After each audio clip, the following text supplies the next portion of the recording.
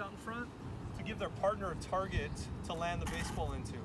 So if they have a box, it kind of gives them an idea as a fielder. They want to be behind the box as well, where their hands should be out in front, and they shouldn't have their feet on the box because that's their target for their partner. So it gives the thrower and the fielder a bit of a target for where they want the ball to land. We're going to draw a little box. We're always underhanding tosses, and we're going to work on, we'll do a couple with two hands, a couple with one hand, backhand, and forehand. Okay, go ahead. Yep.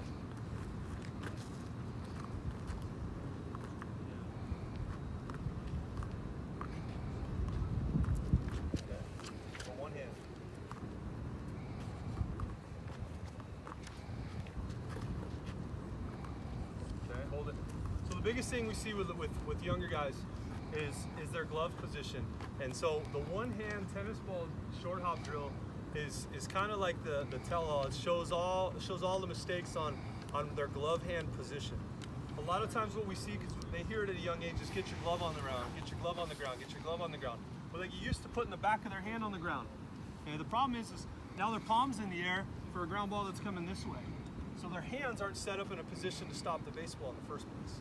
So what you'll see a lot when we do short hops is a lot of them will do that and they try and catch the bottom of the baseball, and it's not very easy because the ball's going by them as they catch it.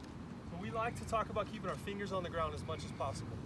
And we want our palms to the ball, and we talk about pressing through the baseball a lot. So our hand is going to press through the baseball, and that's going to allow us to catch it more often, especially with tennis ball. And if I don't catch it, it's going to be right out in front of me for me to step up, pick it up, bare hand, and throw. Instead of the guys where, again, they got palm up and they get it into their belly, goes between their legs, hits them in the wrist, all those things. So the one hand is what we try and do a lot of, because again, it shows us that. And from here we do backhands as well. We're going to switch a little bit because we just want our right foot next to that box when we do backhands. And we talk a lot about getting your thumb through the baseball as much as possible. So backhands are always a little bit tougher for everybody. Go ahead, go back.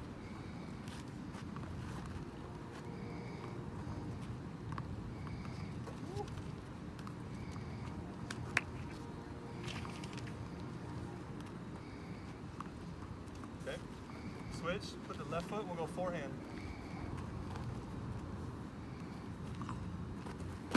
Oh, big fingers, big fingers.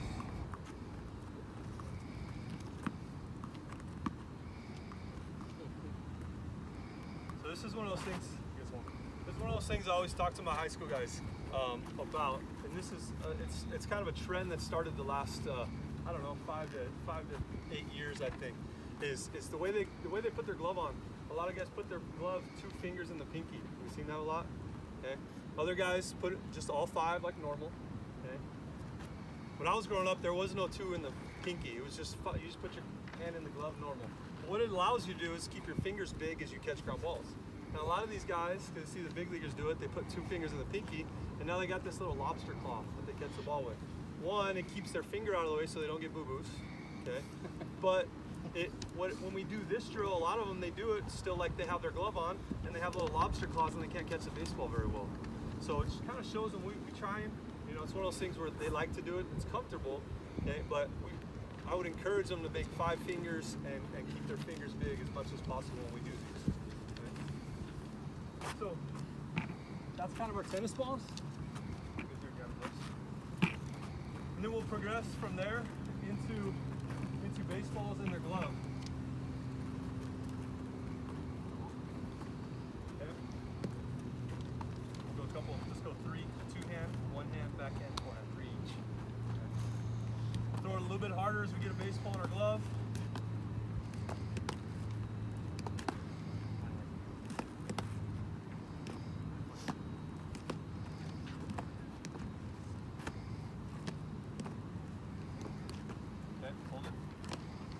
Another thing we do from here, once they've kind of gotten the hang of this, we like to add a few progressions after that. So we talk about playing through the ball as much as possible, and the transition from the catch position, so their fielding position, getting into their throwing position. So what we'll have them do is these guys are going to get down their fielding position, and these guys are just throwers, these guys are just catchers for a few of them. They're going to do three, and what they're going to do is now they're going to play through the short hop. So instead of just standing here and catch it, they're going to be in their fielding position, and they're going to go from their catch, transition into their throwing position. Okay. Get down. Yep. Go. Okay. Okay.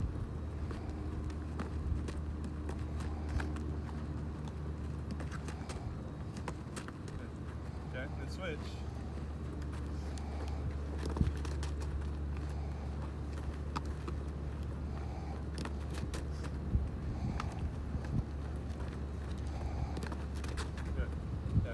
So, again, one of the biggest things that we see a lot is the struggle from this transition from a fielding position and how they move with their feet, how they stay balanced, how they gain momentum into their throw is what usually leads to bad throws. Okay, so try and implement that as well. This transition part of it, going from fielder to thrower, which is where a lot of guys struggle. So. Next one on there, in terms of posture. We talk a lot about posture, and when we pay attention to posture, we get into the fielding position posture a lot. Most of these guys have been taught since they were 5, right? The very first time they put a glove on, the proper position to field a ground ball. Now that is feet wide, butt down, hands out in front, little alligator. Okay, it's all the same, and it's never really going to change for them. The only thing that changes is how fast their feet move and all that, and they forget that part. So we have to break it down a lot for them, and we really want them to pay attention to their posture in only their fielding position. So that's where on the sheet it says stop action ground balls. Okay, so on stop action ground balls, we do everything normal. We work on our pre-pitch step, which is a 1 and a hop. We work on our approach, and then we work on getting into their fielding position. And once they get in the fielding position and catch it, that's where the action stops. And we have them focus on if they're getting in a good fielding position or not. Because again, a lot of them just roll through it nowadays. And they just run, catch, and throw, and it doesn't go well, and they go, oh, give me another one, I'll do it again. And we don't actually kind of process what goes wrong. So, go one line.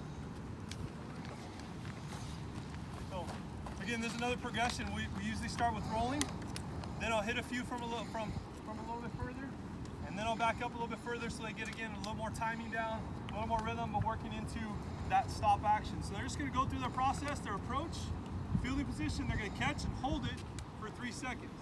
Okay? Nice guy.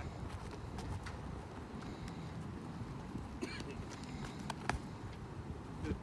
Nice guys.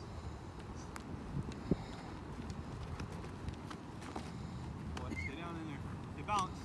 Stay balanced. Good. Get our palm up center. Our palm up center. Present our palm to the baseball. Good.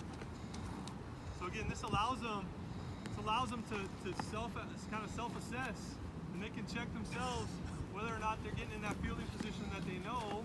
Again, since they were 5, they've known it. They forget it though. Palm up. There you go.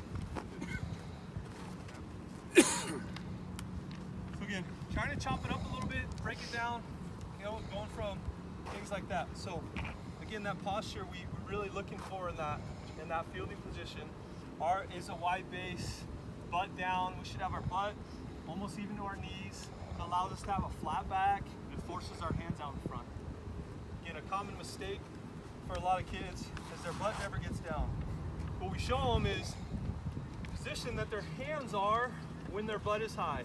So if I have my toes on this line and my butt's in the air, my hands naturally just hang in between my toes. Naturally, it puts my eyes out in front of the line. So essentially, they're catching the baseball behind their eyes. It'd be like if I throw them the ball and they caught it back here. Okay? So if their butt is down, it naturally, just in a relaxed position, they go from here to here, and all of a sudden their hands go out in front now. Because they're not going to get it back here once their butt's down far enough. So they naturally get their hands out in front of their eyes better. So we really talk about their butt a lot. How low is their butt? How low are their hips? Because it plays a role in where their hands are in that fielding position. Okay? So that's the big one for posture. questions on that? Hands, tennis balls, stop action. Again, we'll progress from there, from the stop action. We'll have them go and stop. 3 seconds, 1, 2, 3, and then we even transition into there and then into a throw again as well. So you kind of play with it as much as you like, but really find a spot to allow them to stop, self-check, and then progress from there as well. Okay. No questions on that stuff? Okay, we'll roll over here. Shortstop.